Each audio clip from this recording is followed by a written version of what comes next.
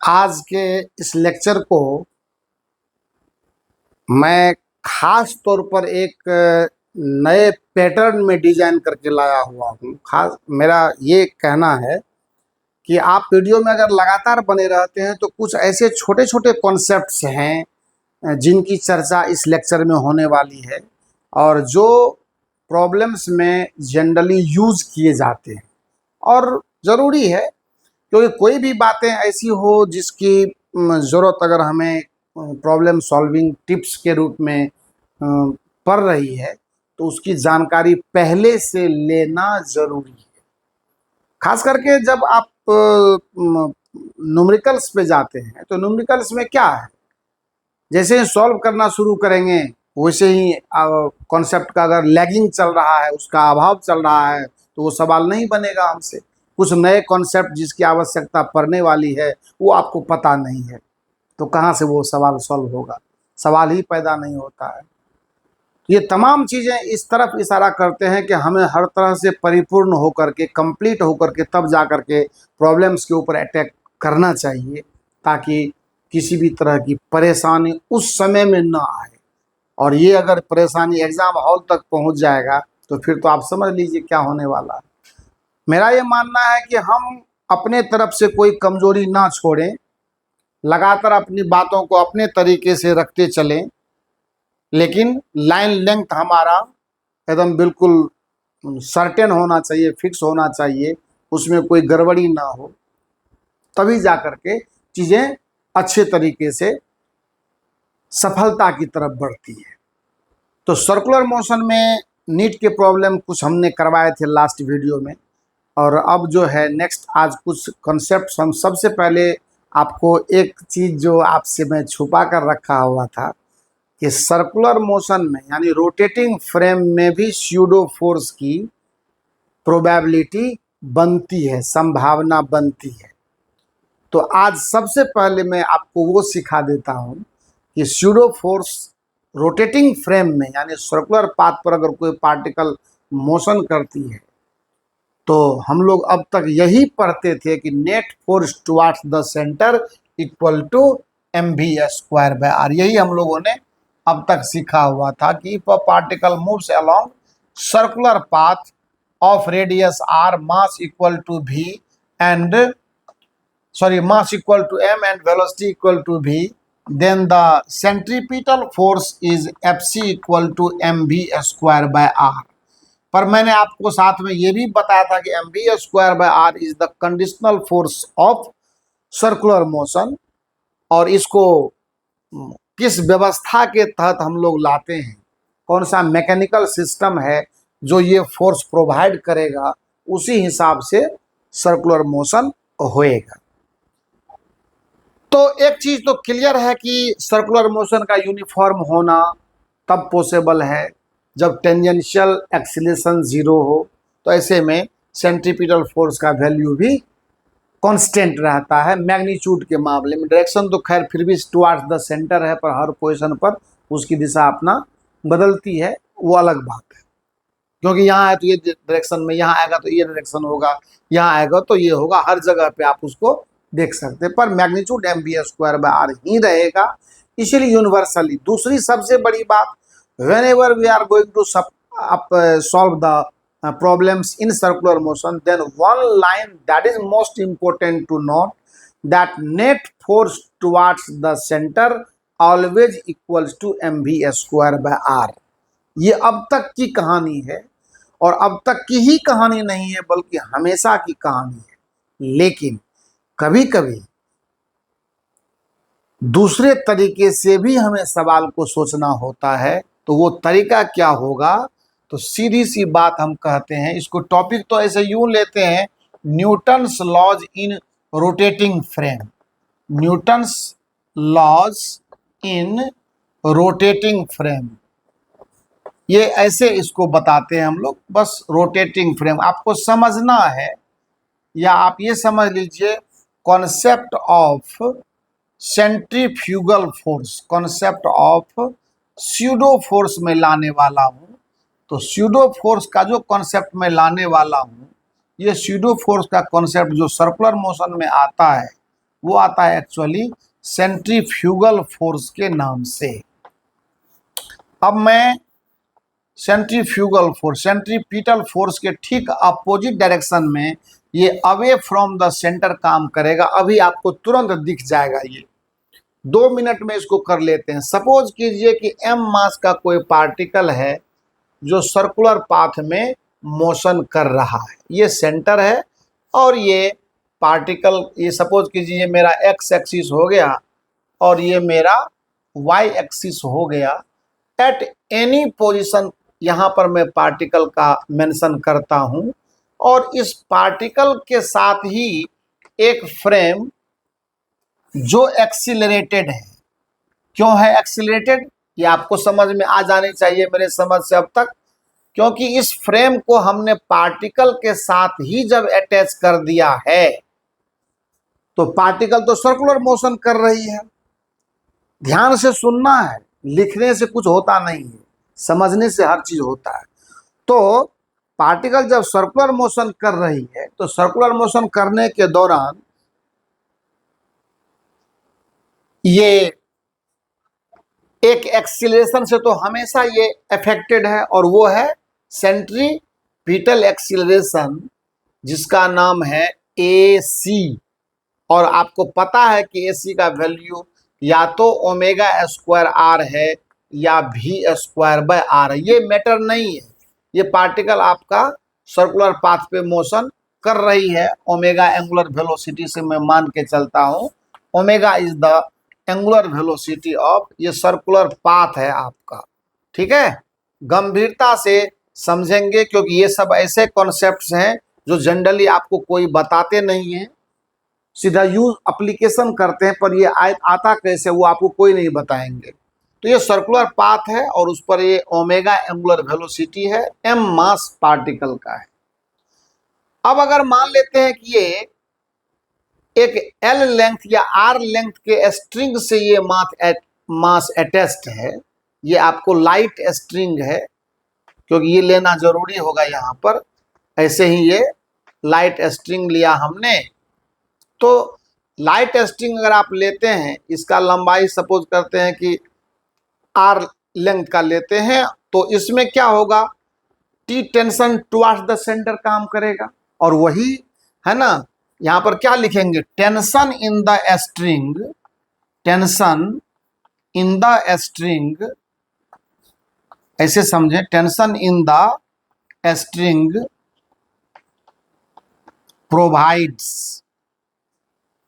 Provides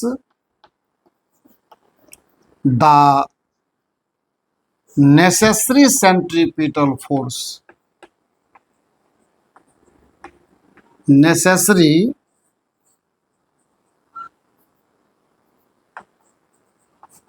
centripetal force, इसीलिए उसका जरूरी है। यानी आप ये कह दें that is T equal to mv square बटा R। ये आपको पता है।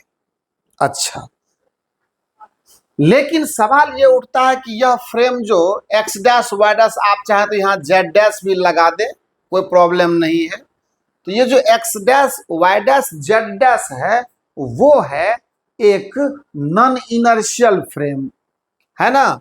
As x dash y dash z dash is non inertial. आपको सवाल मन में ये उठेगा कि व्हाई, क्यों नॉन इनर्शियल है, क्योंकि ये एक्सीलरेटेड फ्रेम है। एक्सीलरेशन चाहे जैसा भी हो, जिधर भी हो, एक्सीलरेशन है तो। और हमारा डेफिनेशन कहता है कि नॉन इनर्शियल फ्रेम हम उसी फ्रेम को कहते हैं जो एक्सीलरेटेड हो। एक बात। दूसरी बात, इस पार्टिकल के साथ ही हमने फ्रेम को अटैच करा है। जब पार्टिकल के साथ ही हमने फ्रेम को अटैच करा है तो सिंपल सी बात है कि उस फ्रेम के रेस्पेक्ट में वो पार्टिकल रेस्ट में हो, उस फ्रेम के रेस्पेक्ट में तो वो पार्टिकल रेस्ट में होगा। लिखते हैं non inertial and the frame is attached with the particle, है ना, विद द पार्टिकल, उसके साथ ये चूंकि अटैच्ड है, thus it is assumed to be at rest, to be at rest, WRT x dash y dash z dash, खत्म बात। तो जब वो रेस्ट में है, इसका मतलब तो ये भी होता है ना कि उसके ऊपर जो रिजल्टेंट फोर्स का वैल्यू है वो क्या है, 0 है ना। इसीलिए F रिजल्टेंट इक्वल टू 0। लेकिन कैसे, आप जहां इसको देख रहे हैं वो तो सिर्फ इस डायरेक्शन में एक फोर्स टेंशन के रूप में लग रहा है ना, तब तो इस हिसाब से ये अनबैलेंस है।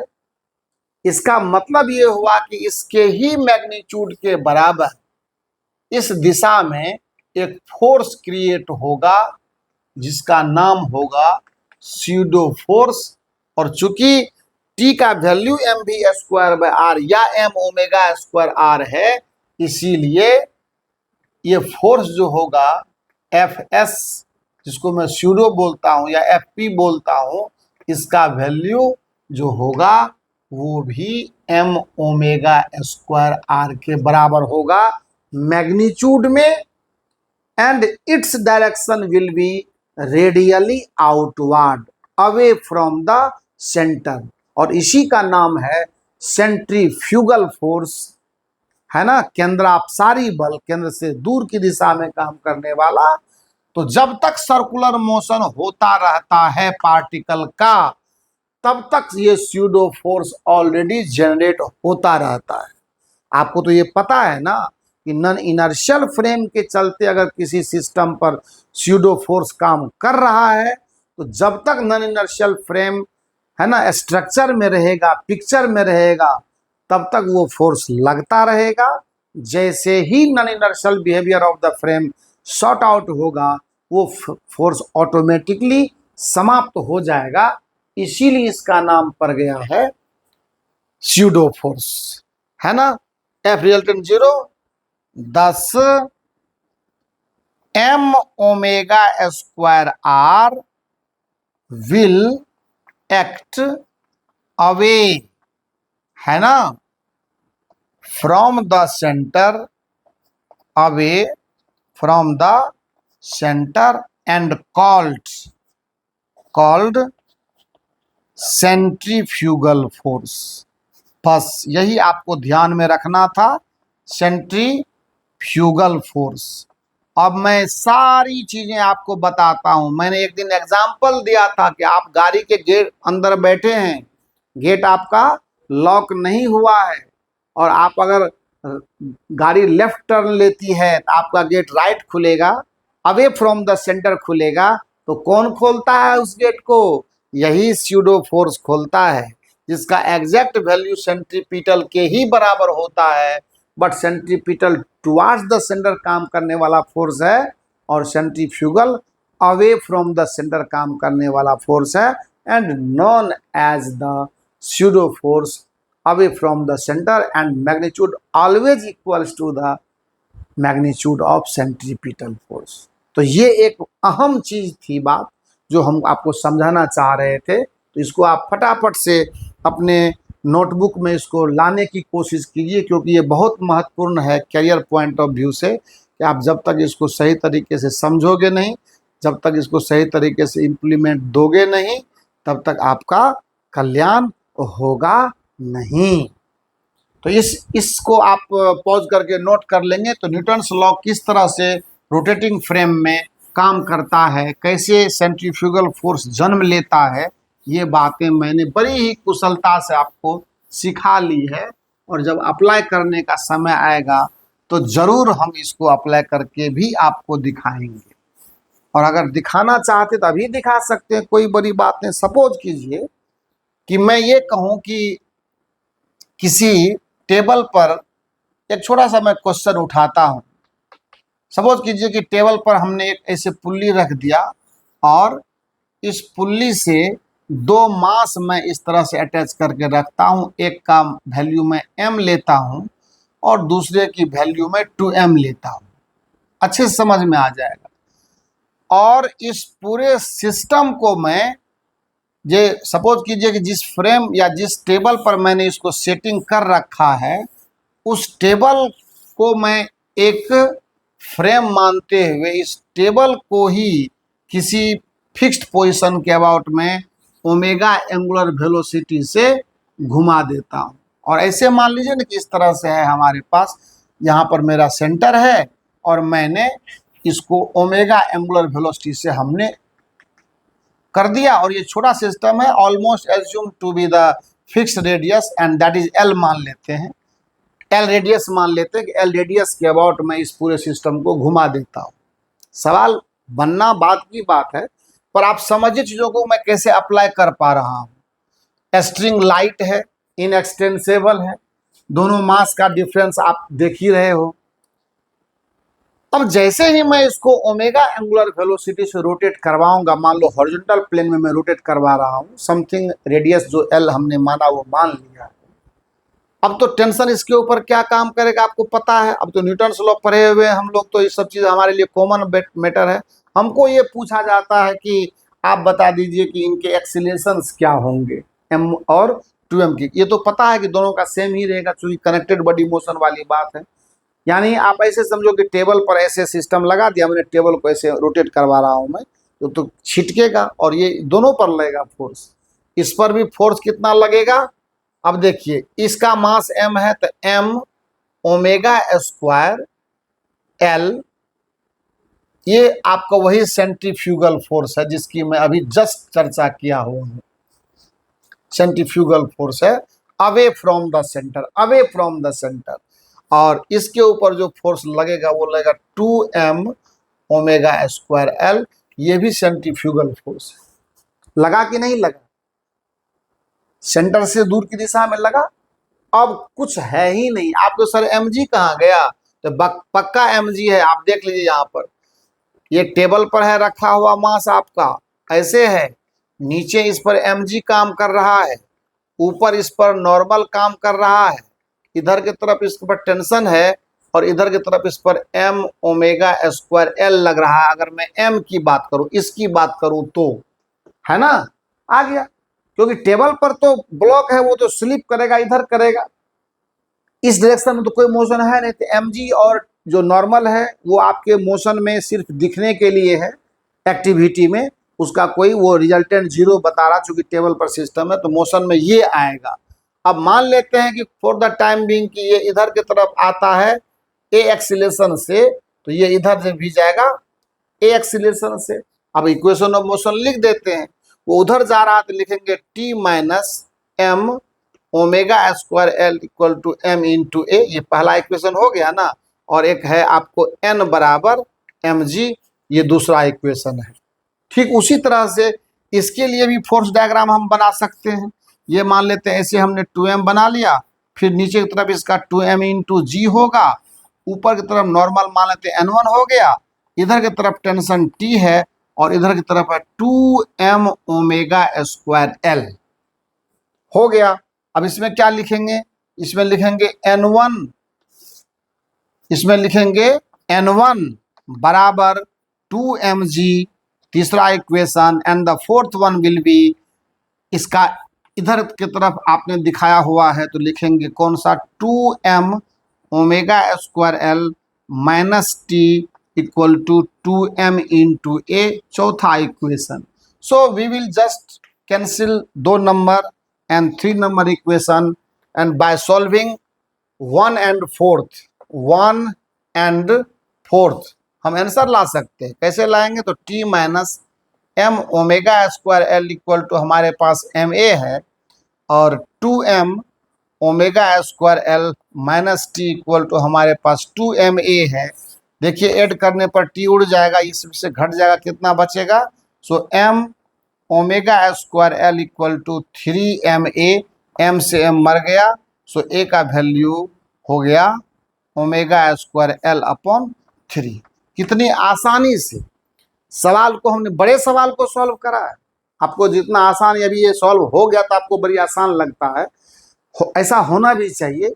क्योंकि अगर हम सॉल्यूशन के बाद भी, कॉन्सेप्ट सीखने के बाद भी सवाल को पिक नहीं कर पा रहे हैं तो ये अच्छी बात नहीं है।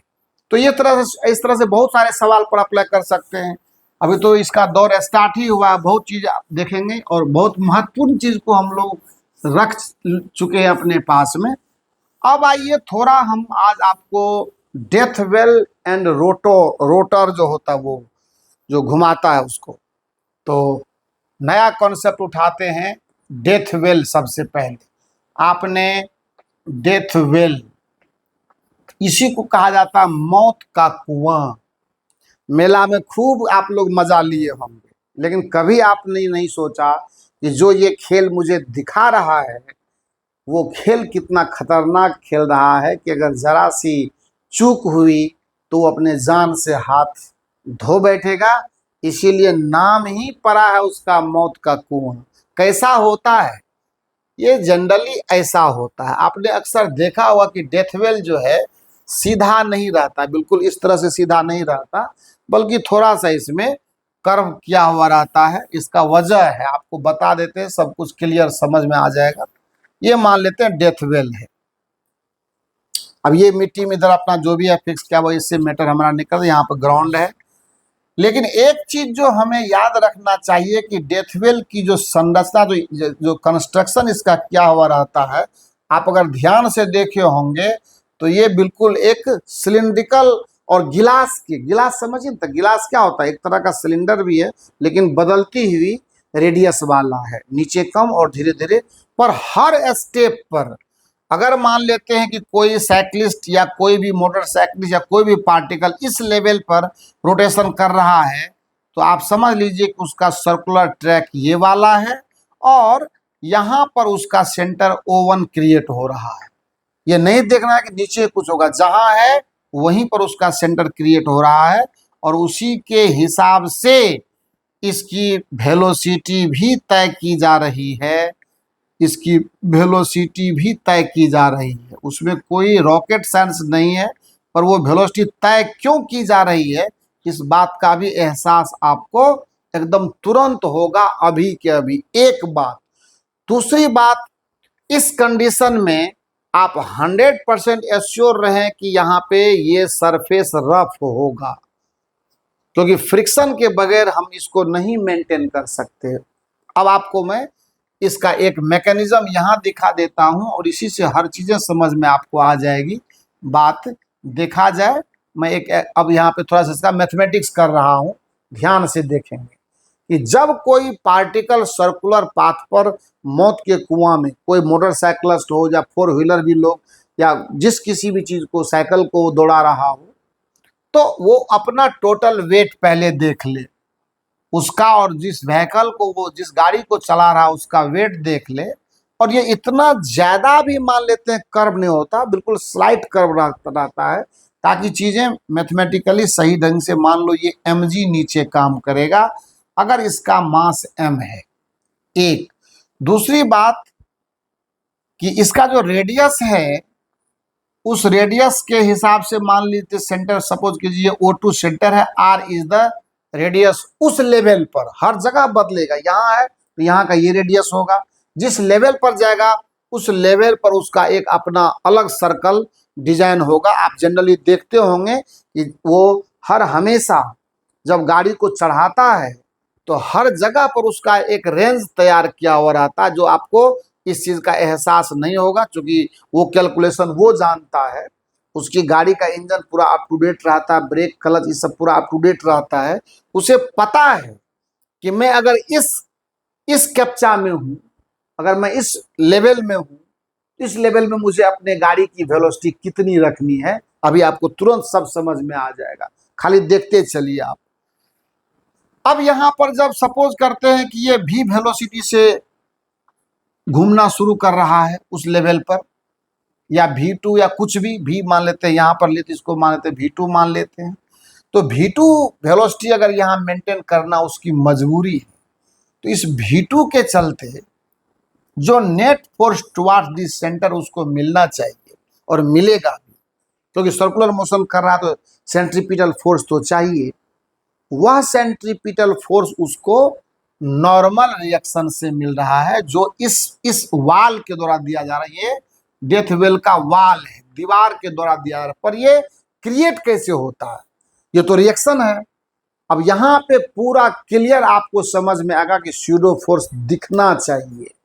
अब ये देखिए कि स्यूडो फोर्स इसका इधर के तरफ जो काम कर रहा है m omega square, sorry m v square बटा, मान लेते हैं रेडियस को मैंने r2 अगर माना है, तो इतना जो सेंट्रीफ्यूगल फोर्स इसके ऊपर लग रहा है, उसी फोर्स के थ्रू इस दीवार पर वो फोर्स एग्जर्ट कर रहा है, और तब जाकर के वो जो वाल है रिएक्शन के तौर पर उसको N2 दे रहा है। अब समझ में आ गई ना बात। अब यहाँ के नॉर्मल रिएक्शन में आप खुद देख लीजिए, वेट का दूर दूर तक कोई रोल नहीं है। हमेशा जो हम n बराबर mg का ताल लगाए बैठे हैं, ये नहीं है। यहाँ पर mg खुद अलग डायरेक्शन में। अब ये mg भाई ये तो ठीक है, फिर भी चलिए नॉर्मल रिएक्शन और ये दोनों होंगे बराबर, वो तो तय है, क्योंकि जितना ये लगाएगा उतना ही ये जनरेट होगा। लेकिन इस mg को कौन बैलेंस करेगा? अगर ये mg बैलेंस नहीं हुआ, ये कभी भी इसको इस लेवल पर घूमने देगा? नहीं घूमने देगा, नीचे खींच लेगा उसको। इसके लिए ही मैंने आपको बताया कि फ्रिक्शनल सरफेस होता है, और फ्रिक्शन कोएफिशिएंट जो इसमें काम करता है, उस लेवल पर ये Fs की बात होती है, और यही फ्रिक्शन कोएफिशिएंट उसको यहाँ पे वर्टिकल बैलेंस हमेशा देता है। क्लियर है? और उस समय में ये हर हमेशा अपने लिमिट वैल्यू पर होता है, क्योंकि हर हमेशा हम इसको n के बराबर लिखते तो लिमिट वैल्यू ही डालना पड़ता है, और उसी हिसाब से वेलोसिटी तय होती है। देखिए कितनी होती है, यहां से पता पड़ जाएगा। एक बात तो क्लियर है कि Fs का वैल्यू mg के बराबर है, ये पहला इक्वेशन है ना। और n बराबर mv स्क्वायर v2 स्क्वायर बटा r2, और ये दूसरा इक्वेशन हो गया, क्योंकि नेसेसरी सेंट्रीपिटल फोर्स किससे मिल रहा है? नॉर्मल रिएक्शन से मिल रहा है। ठीक है, उसमें आपको स्यूडो फोर्स का रोल जो है सो हम आपको बता चुके हैं। यही है सेंट्रीफ्यूगल फोर्स, ये सेंट्रीफ्यूगल फोर्स है ना, सेंट्रीफ्यूगल फोर्स, सेंट्रीफ्यूगल फोर्स यही है वो pseudo force. Away from the centre लगा, दीवार पर दबाव बनाया, एंड वापस नॉर्मल रिएक्शन क्रिएट किया, और वही नॉर्मल रिएक्शन फ्रिक्शन में यूज हुआ। तो आप n इक्वल टू या n2 लिखा ना मैंने, n2 equal to mv2 square by r2 हुआ। अब आपको कुछ करना नहीं है, ये n2 यहाँ पर ये क्या बोलते हैं यहाँ डालिए, और लिखते हैं mu into n2 equal to mg, और आप देख लीजिए n2 के बदले में ये रख करके कितना मजा आ रहा है। ये होगा m एंड v2 स्क्वायर बटा r2 equal to mg। m से m देखिए मर गया, सो यहाँ से v2 स्क्वायर का जो वैल्यू आ गया वो आ गया r2 इंटू जी बटा म्यू। और अगर ध्यान से आप देखें तो ये जो v2 का वैल्यू है वो r2 इंटू जी बटा क्या है, म्यू के बराबर है। तो ये तो मैंने स्पेशल लिखा, लेकिन आप ओवरऑल जान लीजिए जनरल फॉर्म में, है ना, जो जनरल फॉर्म है, काहे r1 r2 के चक्कर में पड़ेंगे। जनरल फॉर्म में आप जान लीजिए कि जो v का वैल्यू आता है वो रूट अंडर rg और बटा म्यू के बराबर आता है। अब आप खुद समझ लीजिए कि जिस रेडियस में वो मूव करेगा, उस रेडियस के हिसाब से वेलोसिटी उसकी होगी। और आप ये भी देख रहे हैं कि v जो है वो proportional to root under r है, तो कहीं ना कहीं लीनियर रिलेशन तो नहीं है, नॉन लीनियर टाइप का है, पर r के बढ़ने से v भी बढ़ता है।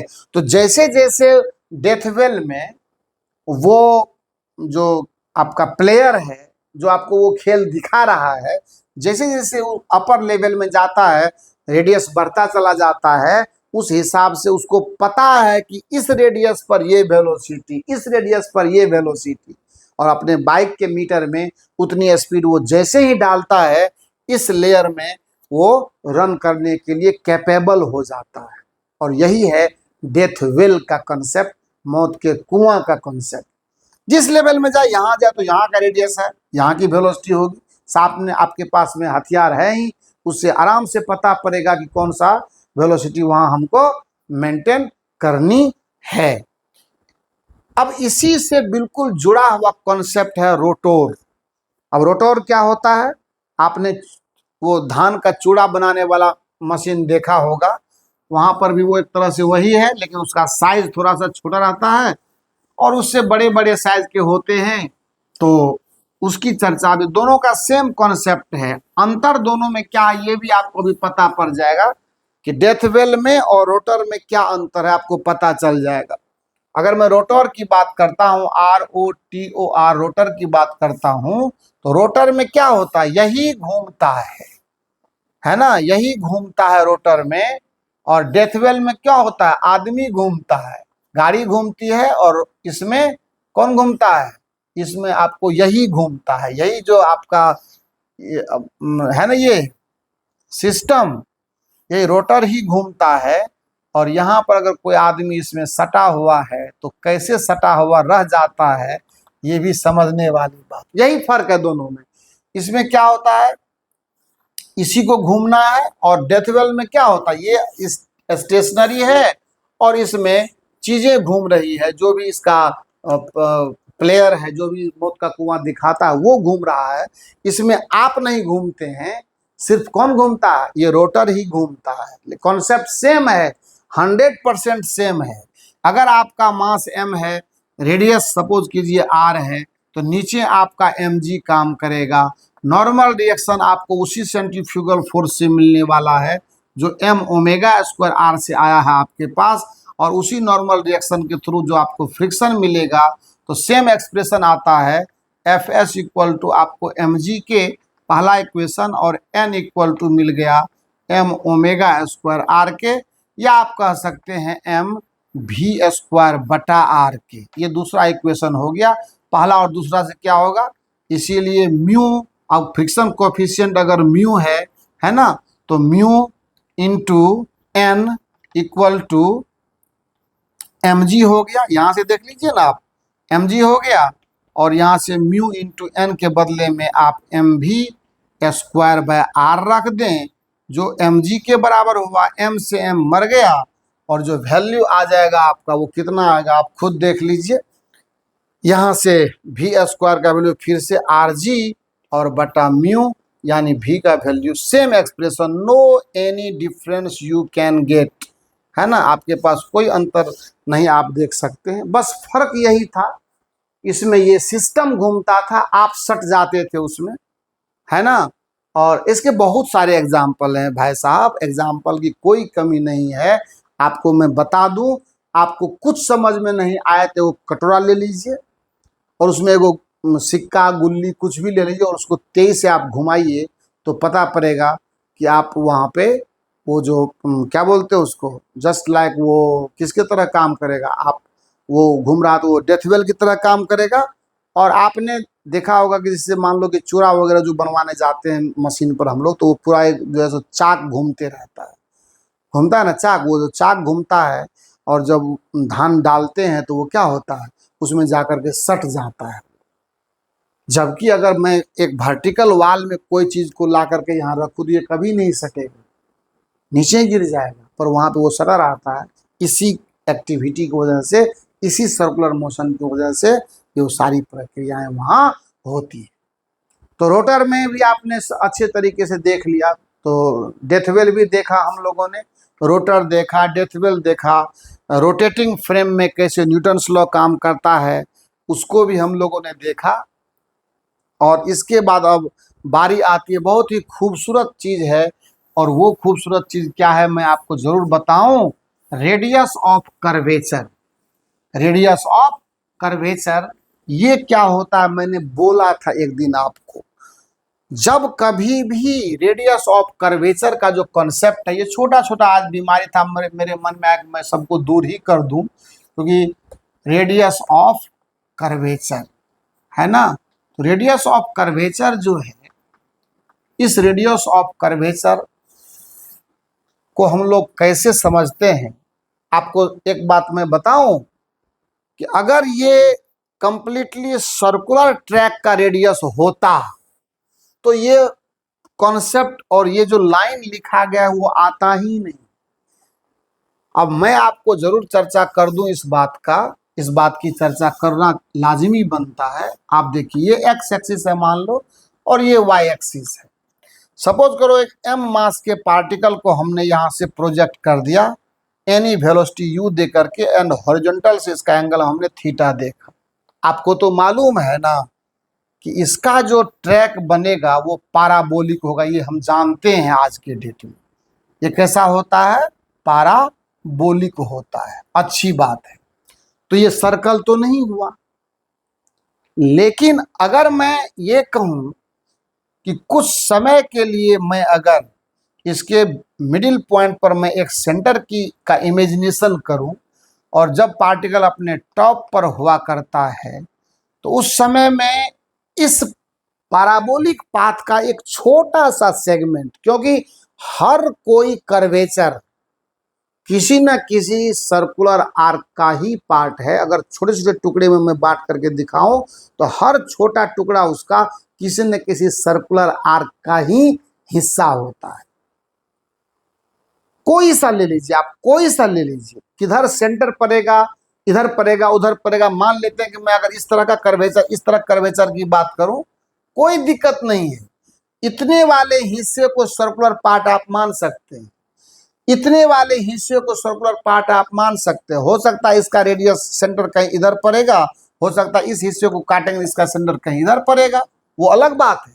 पर छोटा सेगमेंट अगर उसको मतलब काट करके देखेंगे ना तो वो सभी सर्कुलर आर्क का एक डिजाइन देता है हमको। और जैसे ही सर्कुलर आर्क की बात पड़ी तो सेंटर होगा, रेडियस होगा। And we are just discussing about that radius of circular arc of a large curvature. उसी के हिस्से को मैं मतलब बांट करके उसके रेडियस की बात कर रहा हूं। यानी कुछ समय के लिए इसका कोई पार्ट है छोटा छोटा जो एक सर्कुलर आर्क की तरह बिहेव करता है, उसका जो रेडियस होगा उसी को मैं रेडियस ऑफ कर्वेचर बोलने वाला। अगर मैं यहाँ की बात करूं और मैं अगर इसको आर के रूप में लिखूं जिसे मैं रेडियस ऑफ कर्वेचर बोलता हूं, यही है आपको रेडियस ऑफ, तो सेंटर यहाँ पर मैं O1 लेता हूं अगर, तो ये हो गया रेडियस ऑफ कर्वेचर। तो बोलेंगे कैसे प्राप्त करें भाईजान इसको? तो प्राप्त करने का तरीका है ना, यहाँ पर net force mg towards the centre काम करेगा इसका, and this is the velocity u cos theta at the top of the trajectory. The horizontal component of velocity जो होता है प्रोजेक्टाइल का वो u cos थीटा हमेशा कांस्टेंट रहना है। यहाँ देखिए चाहे यहाँ देखिए कोई दिक्कत नहीं है। और आपको तो पता है कि जब कभी भी कोई पार्टिकल सर्कुलर मोशन करती है तो सेंट्रीपिटल फोर्स हमेशा क्या होता है? सेंटर की तरफ काम करता है, जबकि वेलोसिटी हमेशा टेंजेंशियल डायरेक्शन में होता है। और तब कहीं जाकर के हम लोग इसको इक्वेशन का रूप दे सकते हैं।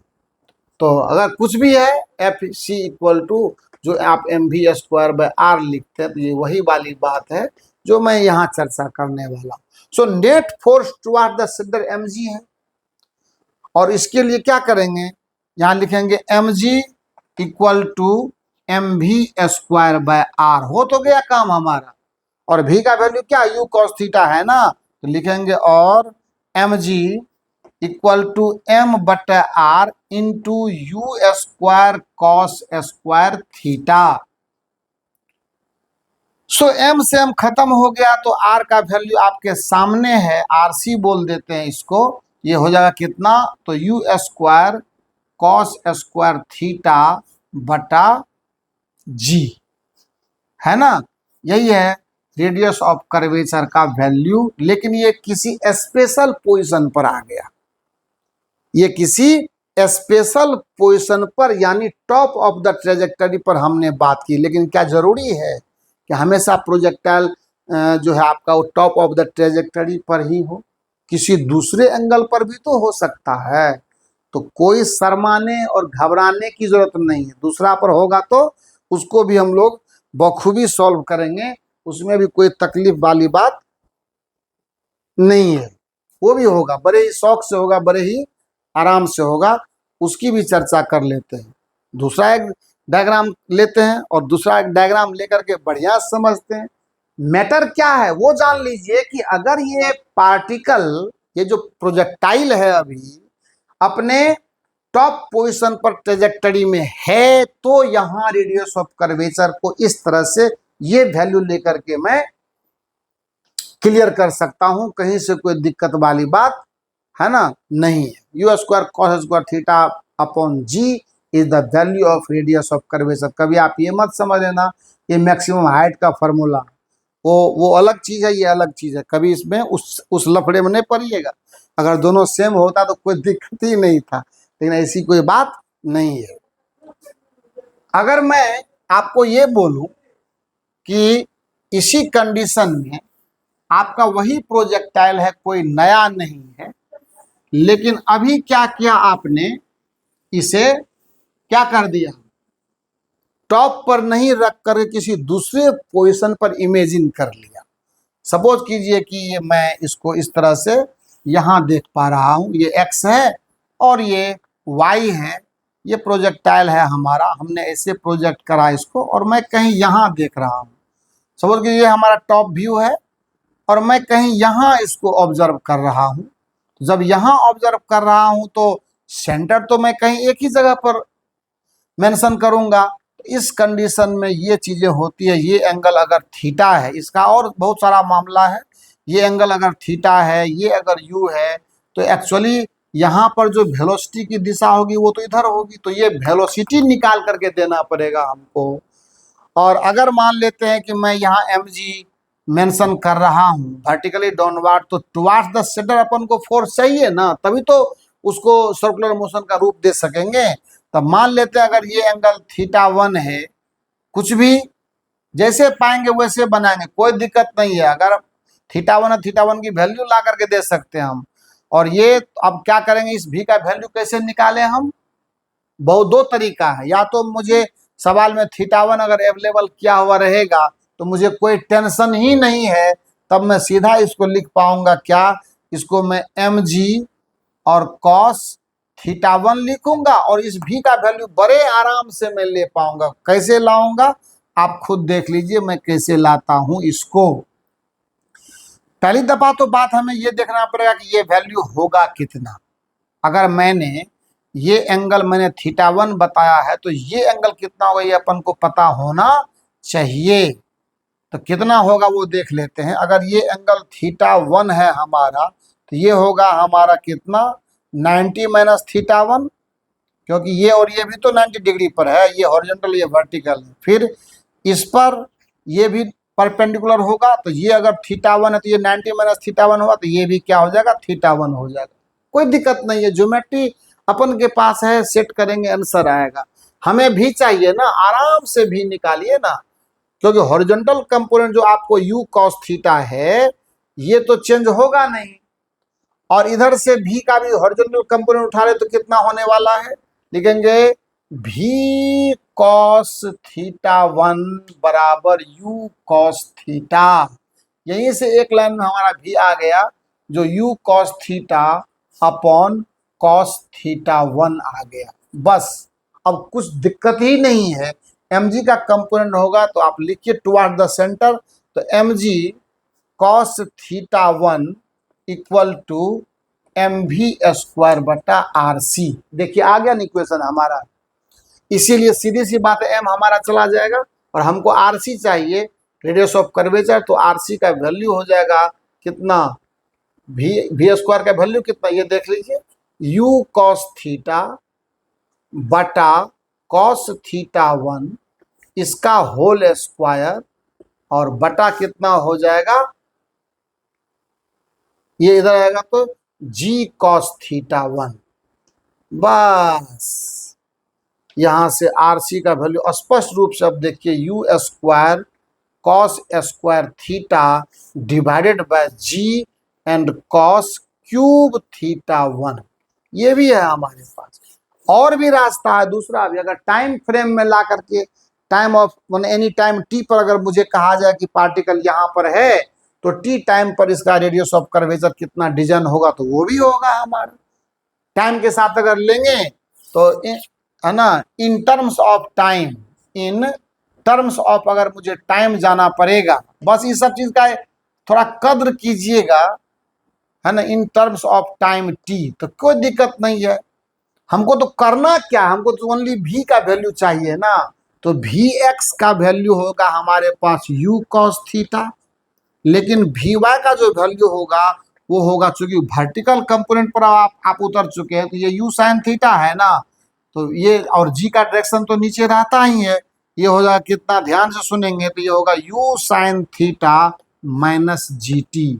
अब ये vx निकल गया, vy निकल गया, तो v का वैल्यू कितना होगा, रूट अंडर vx स्क्वायर और प्लस vy स्क्वायर, जो हो जाएगा कितना, तो u cos थीटा का स्क्वायर और plus u sin theta minus G T का स्क्वायर और इसका रूट। बस यहां से जैसे ही वेलोसिटी हमारे पास आया डाल देंगे उसमें, v का वैल्यू हमारे पास आ गया, और थीटा वन भी तब निकल के आ जाएगा हमारे, जब vx vy पता चल गया है तो आपको क्या लगता है, हमको थीटा वन का पता नहीं चलेगा, vy बटे vx से थीटा वन का पता चल जाएगा। तो कहने का हमारा मतलब ये है कि हम जैसे पाए वैसे बनाए सवाल को, हो सकता है कि हमारे प्रॉब्लम में थीटा वन की वैल्यू सप्लाई की हुई है, बिना किसी परेशानी के हम इसको कर लेंगे। हमको इसी कॉन्सेप्ट को कहा जाता है बेटा रेडियस ऑफ कर्वेचर। तो सर्कुलर मोशन के आज के इस लेक्चर को आप किस नज़र से देखते हैं? क्या आप जीरो से हीरो बनने को तैयार हैं? क्या आप डॉक्टर बनना चाहते हैं? क्या आप इंजीनियर बनना चाहते हैं, आईआईटी जाना चाहते हैं? तो ऐसे सिचुएशंस के लिए इस तरह के कॉन्सेप्ट को बिल्डअप करके अपने अंदर रखना पड़ेगा, and wherever you required to apply this relations you will be comfortable there and no problem. आराम से काम आपका होगा। पढ़कर जाना एक अलग मजा देता है, जब कॉन्सेप्ट आपके पास है, जब नॉलेज फुलफिल है तो एग्ज़ाम खुशी देती है। और जैसे ही आपने अपने लिए थोड़ा सा भी गलत रास्ता चुना तो एग्ज़ाम सिर्फ अकेले दुख नहीं देता, पूरे सनातन को लेकर के बैठ जाता है, पूरे पीढ़ी को लेकर के बर्बाद कर देता है। तो बस यही एक एस्पेक्ट है कि आप अच्छे तरीके से चीज़ों को समझ गए हैं आज के लेक्चर में, और इससे रिलेटेड जो कुछ कुछ प्रॉब्लम हमें नज़र आएंगे, कॉन्सेप्ट ऑफ फिजिक्स में भी रेडियस ऑफ कर्वेचर के 2 सवाल हैं, 25 एंड 26। और मैं बार बार आपसे ये कह रहा हूँ कि बस बहुत जल्द लाइव लेक्चर की बात मैं करता हूँ। लाइव लेक्चर में बेसिकली प्रॉब्लम डिस्कशन होगा, बड़े प्रॉब्लम का। कुछ बुक्स में भी जो बड़े प्रॉब्लम है, जहाँ से कॉन्सेप्ट को डिक्लेयर करना है, उस तरह के प्रॉब्लम पर हम काम करेंगे। इसीलिए कभी मत ये समझिएगा कि वो चीज़ छूट रहा है, वो चीज़ आप काम करिए। आपकी भी तो कुछ इच्छा शक्ति यहाँ तक पहुँचना चाहिए। ये तो एक तरफा बल्लेबाजी चल रहा है कि सर जो पढ़ा देते हैं वह हो गया, ऐसा नहीं होता है। आपको इंटरेक्शन में आना पड़ेगा। देर आइए, दुरुस्त आइए, मुझे कोई जल्दबाजी नहीं है, लेकिन जब आप आ जाएंगे ना, कहीं दूसरी प्लेटफॉर्म को तलाशने की दूर दूर तक जरूरत नहीं हो। Thank you so much.